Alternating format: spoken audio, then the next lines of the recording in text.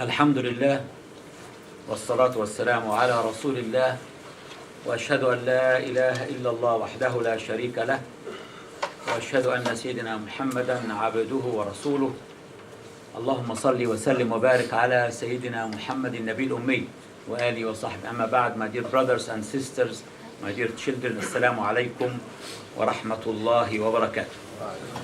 Today, inshallah, I'm going to continue my talk regarding ending violence against women and girls. And I'm starting today with honor killing. Who can define honor? What's honor? Prestige of the family. Prestige of the family. Okay. Another definition? Family value. Pride. Pride. Okay. Right. When we talk about honor, what does matter to Allah subhanahu wa ta'ala? Does this honor matter to Allah subhanahu wa ta'ala? What does matter to Him? Inna akramakum inda Allahi atqakum. The most honored of you in the sight of God is the righteous. So we talk about two different types of honor here. Honor in the sight of God and honor in our own definition. Yeah, I looked it up at the Oxford Dictionary. It says honor as a noun is a woman's virtue of chastity. Okay, it's very interesting because most of the when we talk about honor killing, we are talking about the involvement of a woman into, let's say, a sex scandal. Another definition, the quality of being honorable and having a good name. So, it is an ancient tradition, is still sometimes observed, honor killing. It's a tradition. It's happening in the villages of Egypt, in London. We had cases recently, in Pakistan, in Afghanistan. In every country in the world, you will have honor killing, even within non-Muslim countries. It's very interesting because when we talk about honor, you see, then it affects you whether you are a Muslim or non-Muslim. Now, killing in Islam is a major sin. A major sin. Allah subhanahu wa ta'ala clearly states in Surah Al-Ma'idah chapter 5 verse 32 that if someone kills an innocent soul without a reason, without spreading mischief in the land, as if he has killed the whole world, as if he has killed everybody. So we are not talking about genocide, we are talking about the principle is one life. If you kill one life intentionally, not by mistake, intentionally, not manslaughter, then as if you have killed the whole world. And if you give life to one soul, as if you have given life to the whole world. Can you imagine? So Allah subhanahu wa ta'ala says, أعوذ بالله من الشيطان الرجيم بسم الله الرحمن الرحيم من أجل ذلك كتبنا على بني إسرائيل أنه من قتل نفسا بغير نفس أو فساد في الأرض فكأنما قتل الناس جميعا ومن أحياها فكأنما أحيا الناس جميعا. Subhanallah. On that account we ordained for the children of Israel that if anyone slew a person, unless it be for murder or for spreading mischief in the land, it would be as if he slew the whole people. And if anyone saved their life, it would be as if he saved the life of the whole people. Beautiful. In chapter 17, Al-Isra, Surah Al-Isra, Allah subhanahu wa ta'ala says, and again this is very interesting, وَلَا تَقْتُلُوا النَّفْسَ الَّتِي حَرَّمَ اللَّهُ إِلَّا بِالْحَقِّ. Don't take life which God made sacred except for just the cause. وَمَنْ قُتِلَ مَظْلُومًا فَقَدْ جَعَلْنَا لِوَلِيِّهِ سُلْطَانًا فَلَا يُسْرِفْ فِي الْقَتْلِ إِنَّهُ كَانَ مَنْصُورًا. We have given, and if anyone is slain wrongfully, God forbid, you are driving your car and you hit someone, you killed him. You didn't mean it. You didn't mean it. You are fighting, you had a fight or an argument with someone, you pushed him, like what Moses did. You didn't mean it. You didn't plan for it. And if anyone is slain wrongfully, we have given his heir authority to demand qasas. Qasas in Arabic means law of retaliation or to forgive. Yes, compensation. And if you forgive, this is so beautiful. But let him not exceed bounds in the matter of taking life, for he is helped by the law. So, yes, I have the right for qasas, but I should not demand Life for life. Because it was made by mistake. I didn't mean it. Now, I want you to look around you, not around you here, around you in the world today. Because I want you to listen very carefully to the next verse. It's verse 93, chapter 4, and it said. And I want you to imagine what's happening in Egypt now. What's happening in Iraq, what's happening in Tunisia, in Algeria, in Syria, in Lebanon, in Bangladesh, in Pakistan, in every single Muslim country in the world. I want you to just for a few seconds to wonder, and listen to this verse. Verse 93, chapter 4.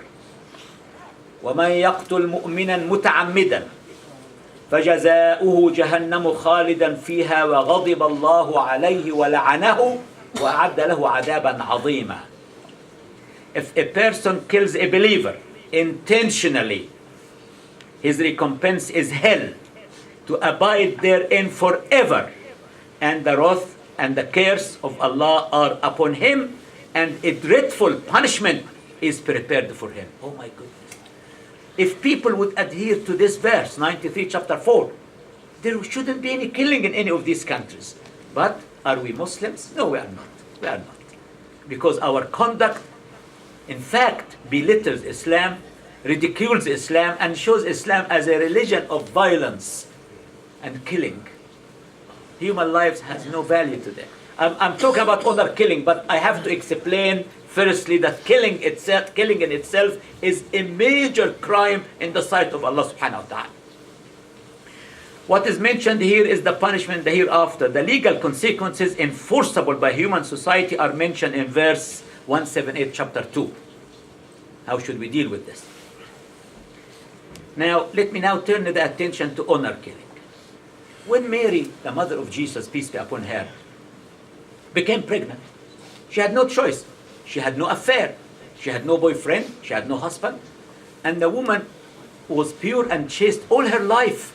And her people were aware of this. What did she do when she became pregnant? What did she do? She moved away. She moved away. Because she was concerned that if her people would discover that she is pregnant, she might have major problems. Because we were talking again about honor killing. Now, when she delivered the baby, or when she was about to deliver the baby, when she had the pain of the birth of the baby, what did she say? قالت يا ليتني كنت نسيا. I wish if I would have died before this day and became fully forgotten. And when she brought the baby to her people, they said to her, oh my goodness, you have brought a major thing. What is this? Your father was a man of honor, and your mother was a chaste woman. How did you do that? You see, you are destroying the honor of the family because you are a descendant of Aaron's house. So, what happens? Like, for example, I'll give you an example. In Egypt, for example, if a girl gets pregnant, what will happen? What are the different scenarios for such a case? The girl will run away. She will disappear. She will try to find someone to help her to have abortion. She might bleed to death. This is very often. It's very often the case. Because abortion is prohibited in Egypt, but there are a number of midwives who would do it. They are not qualified to do this surgery or this operation, and it can end in bleeding, and the woman or the girl will lose her life. Or she will go to a doctor who is illegally doing this abortion, but he demands money, and the girl cannot afford the money. And the boy who caused the pregnancy disappeared. So unfortunately, honor killing is something which is being practiced in Muslim countries. And there was a case here. It was in the paper. It was everywhere. We are aware of it a few years ago, when the family traced the boy until they killed him. Islam prohibits this completely. Completely prohibited in Islam. You cannot take the law in your hands and go and implement. You are not allowed to do that. So what happened? In chapter 24, Surah An-Nur. Allah subhanahu wa ta'ala tells us what is the punishment of someone who commits fornication or adultery. It is in the hands of the government, of the ruling body, to implement it, provided 4 eyewitnesses have seen the act of, not fornication, the act of penetration, which is impossible for 4 people. Impossible. It's a deterrent. This law is a deterrent. Because if 1 or 2 or 3 saw it, and they claim that they saw it, they will be flogged 80 lashes if they cannot produce the 4th eyewitness. So, if a man or a woman are accused of committing fornication, then the punishment is stated in verse 24. 2, that's verse 2, chapter 24, will be implemented by the ruling government, not by members of their families. You might have seen few months ago, some people in Afghanistan decided to stone to death a woman or to shoot her.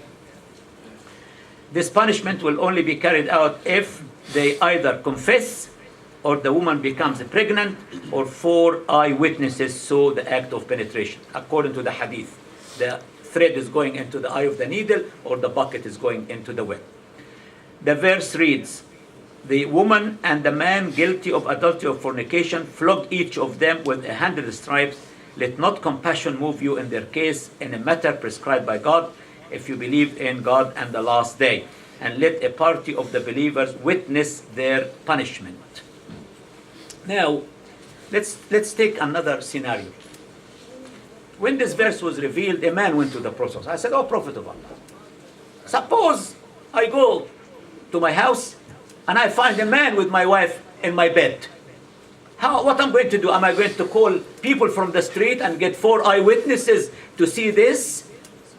How am I going to react? Shall I get my gun and shoot both of them? Shall I get a knife and cut the throat of both of them? No, we don't do this in Islam. No, it is a major crime. And look at the mercy of Allah. And because He ended the verses by saying, and this is beautiful, beautiful. وَلَوْلَا فَضْلُ اللَّهِ عَلَيْكُمْ وَرَحْمَتُهُ أَنَّ اللَّهَ تَوَّابٌ حَكِيمٌ. If it were not for Allah's grace and mercy on you, and that Allah is oft returning full of wisdom, you would be ruined indeed. So what should we do? Who can tell me? God forbid, a man walks into his bedroom and there is another man with his wife in their bed. Just in the bed, not even doing anything, just in the bed. And the man is thinking. You can imagine the anger, the heat of the moment. And then the man is thinking of getting a gun, if he has a gun, or a knife from the kitchen and finishing them off. What should he do? Who can tell me? I want the Quran. In the Quran, what does Allah say about this case? Any idea? Any input? No? Okay. Both of them should marry. Divorce. They should be divorced. Yeah. But we talk about punishment here. I have to implement the punishment. A man is accusing his wife of committing fornication. But he is 19, swear by Almighty 4 times. Okay. So, okay. That's not bad. Okay, let's go into the law then. Okay. Right. So they will go in front of the judge. Both of them. And the man will swear 4 times by Allah that he is telling the truth. I'm accusing my wife of committing fornication, and I swear by Allah 4 times. And the 5th is the curse of Allah on him if he's telling a lie. And then the mercy comes. وَيَدْرَأُ عَنْهَا الْعَذَابِ. And the punishment will not be implemented. She will escape the punishment if she swears 4 times that he's a liar. And the 5th, that the curse of Allah on her if he is telling the truth. And then the judge will separate both of them and goodbye. This is Islam. Islam is not religion of aggression and violence as we Muslims are portraying it today. When the Prophet ﷺ said, "Bunya al-Islamu ala khams," Islam was built on 5 foundations. So where is Islam? Islam is a huge structure based on these 5 pillars. So where is Islam? How can I define it? This is Islam. Criminal justice is part of this huge structure. Family law is part of this huge structure. Moralities and spiritualities in Islam is part of this big structure. Dealings, trading, monetary, businesses, part of this huge structure. It's not the 5 pillars. Islam is not just 5 pillars. Ashhadu an la ilaha illallah wa ashhadu anna Muhammadur Rasulullah, praying 5 times a day, performing Hajj if you can afford it, fasting if you can do it, paying zakah if you have the funds. It's not Islam. These are the foundations. But the main Islam is the huge structure which is standing on these 5 pillars. And that's why in the West, if they comply with all these things in this big structure, they are better than us. They are better than us. Because they are implementing Islam without being Muslims, as a very famous Muslim scholar came to the West many years ago, Sheikh Muhammad Abdu, and he said, I found Muslims without Islam. Or I found Islam without Muslims. He was comparing the Egyptian at that time, and took about 100 years ago with the West at that time. Muslims without Islam and Islam without Muslims. This is the disaster, the musibah we are all going through now, unfortunately. So, in either case, the marriage is dissolved, as it is against human nature that the parties can live together happily after such an incident. And this is, a woman asked me a question, Dr. Fahim, suppose I go into my house and I find my husband has a woman in our bed. What should I do? Well, first you find out if she is his second wife or third wife or fourth wife before you do anything, before you go to the kitchen and get a knife from there. But does the law apply to us, to men? Of course. She has the same right. She has equal right. It doesn't mean because the book talks about stranger in bed with your wife, the law doesn't consider a strange woman with you in your bed. No. The judge will apply the same rule. Exactly. We need to learn. We need to learn about our religion. Please. I'm going to move now into another topic very quickly. I'm going to talk about female genital mutilation, FGM. Tomorrow in London, the Metropolitan Police is having the first ever conference at the Holiday Inn in Gloucester Road. Tomorrow Saturday, yeah, that's right. Tomorrow, inshallah. And they are going to talk about this issue. And now they have arrested a Muslim doctor and another person who decided to operate or to perform FGM in this country. Let me tell you, because unfortunately, still happening in some Muslim countries. So another crime committed against young girls in the name of religion is female genital mutilation, FGM. Actually, it was also in the Airport Recorder yesterday. I refer to it. This is the page, Airport Recorder of yesterday, Thursday, and in the Spiritual Life, and I made a reference to it in the paper yesterday. So, the least form of FGM is female circumcision. It is practiced in Egypt, Sudan, Somalia, along with some other African countries. Some immigrants from these countries continue to practice it in the UK or send their daughters on holiday to countries of origin to get it done there. Most Arab and Islamic countries view it as un-Islamic, but some people believe the Prophet approved it. The people who practice it rely on weak, unauthentic prophetic traditions. In one hadith, the Prophet ﷺ said, circumcision is a tradition for men and an honor for women. According to Al-Albani, this hadith is weak, da'if, as there is debate regarding its authenticity. The other hadith, a woman used to perform circumcision in Medina. The Prophet told her, don't abuse, i.e. don't go to extremes in circumcising. That's better for the woman and more liked by her husband. This hadith is reported by Abu Dawood, who said that it is weak, unauthentic, another da'if. Al-Azhar Supreme Council of Islamic Research, the highest religious authority in Egypt, has condemned the practice, calling it harmful and saying it is not based on Islamic law. Dar al-Ifta, the authority of issuing legal religious opinions, also condemned it. Egypt officially banned FGM in 07. Why did it take so long to ban an evil practice which goes back to the time of the pharaohs? Women in Islam have the right to have an enjoyable, fulfilling sex life with their husbands. FGM denies women this right. It causes many marriages to collapse due to women's frigidity and in addition to problems with periods and obstetric complications. I'm going now to refer to a very interesting conference which took place, or before the conference, let me go back now to 1958. Please move forward, please. Can everybody move forward? Sheikh Sayyid Sabiq in Al-Tahrir magazine, dated 28th of October 1958, he said, very famous Egyptian scholar, very well known, Sayyid Sabiq. Sayyid Sabiq quite frankly says that female circumcision is not compulsory and leaving it is not a sin. There is nothing in the book of Allah or the Sunnah of His Prophet ﷺ to prove that it is compulsory. All the reports that have been mentioned in this regard are weak and unauthentic and cannot be taken as evidence in this regard. The Sheikh supported his argument with the following saying of Ibn al-Mundhir, who was one of the senior scholars in fiqh and the hadith.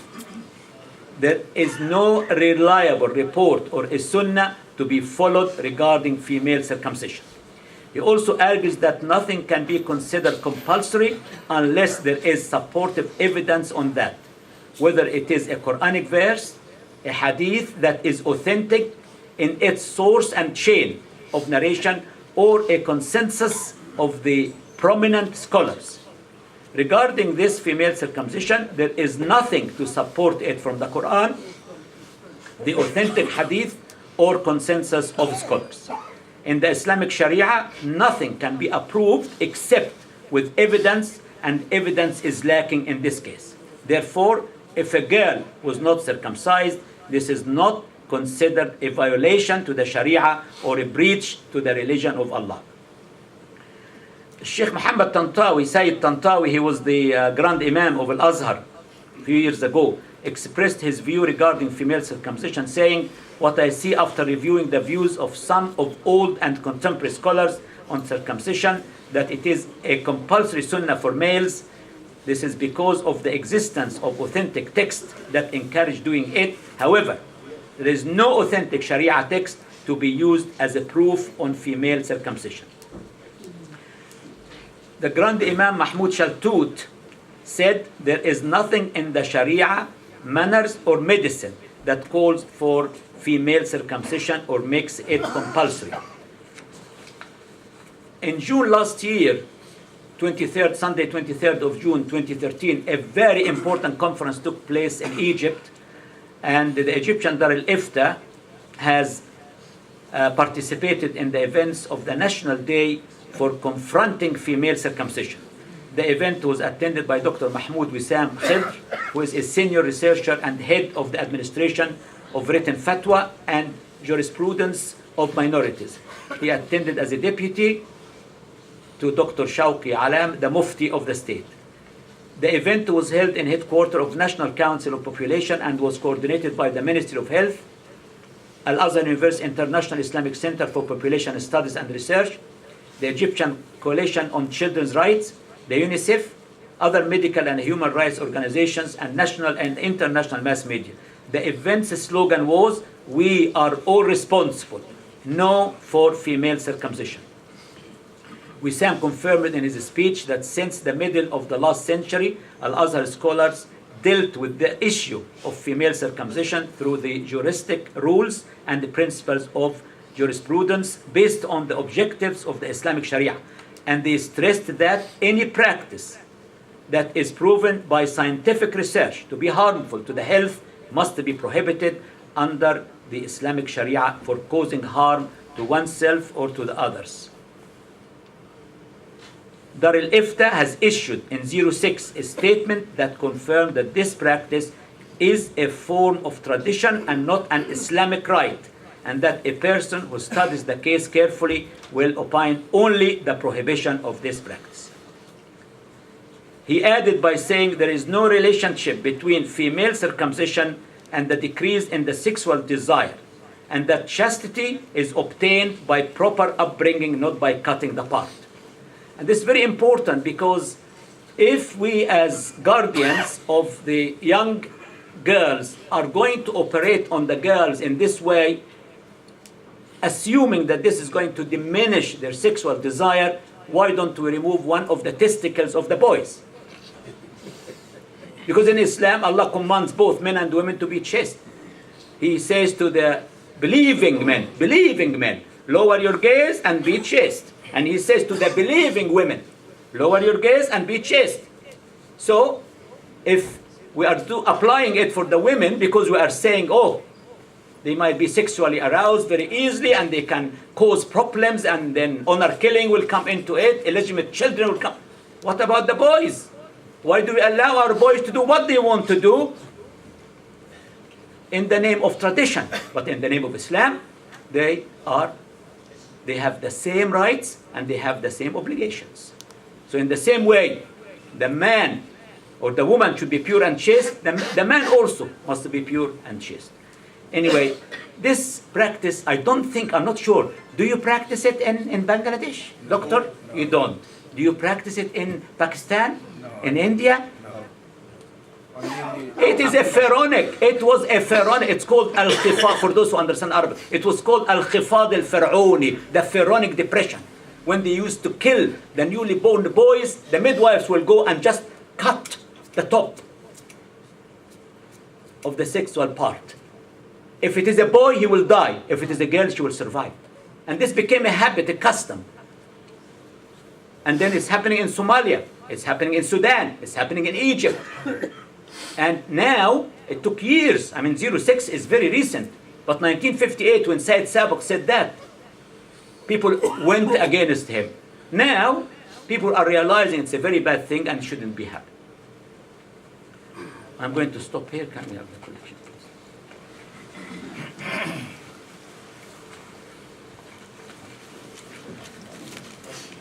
Brother Ibrahim, have we got any announcement to make, please? Oh, the clock is going back. Is it back or forward? Forward. On Saturday. So next Friday, inshallah, everything will come forward. Yeah. We'll start the first khutbah at 1 o'clock. You will, okay, shukran. Assalamu alaikum. Assalamu alaikum, brothers and sisters.